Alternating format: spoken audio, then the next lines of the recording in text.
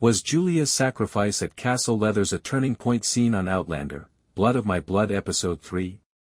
Julia had to make a horrible decision at Castle Leathers, while Ellen was attempting to save her family. As Simon closely watched Julia, her pregnancy turned into a risky secret. Davina coerced her into taking an abortion pill after learning about her situation, claiming that Simon would kill the unborn child if he learned the truth.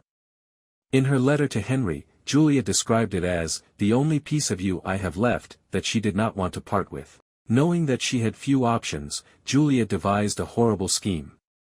At night, she went into Simon's room, took off her clothes, and offered herself to him. Even though it damaged her pride, Julia allowed Simon to believe he was the child's father in order to ensure her baby's survival. Her selflessness was a tragic display of maternal affection. It was a pivotal moment that demonstrated the extent to which women had to endure in a male-dominated society. Ellen's astute move and Julia's depressing decision at the end of the show were comparable in that both women didn't want to be pawns, but their decisions were determined by their circumstances. While Julia suffered and made sacrifices, Ellen was astute and calculated.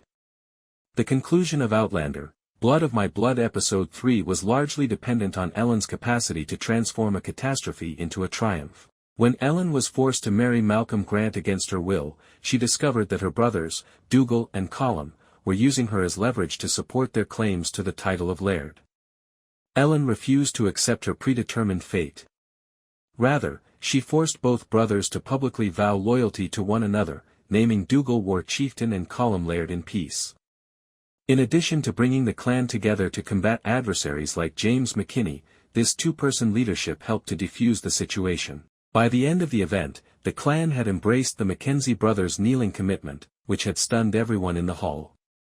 Janet commented that Ellen's performance was excellent and that it reminded her of their father's approach to event management. By doing this, Ellen preserved her brother's excellent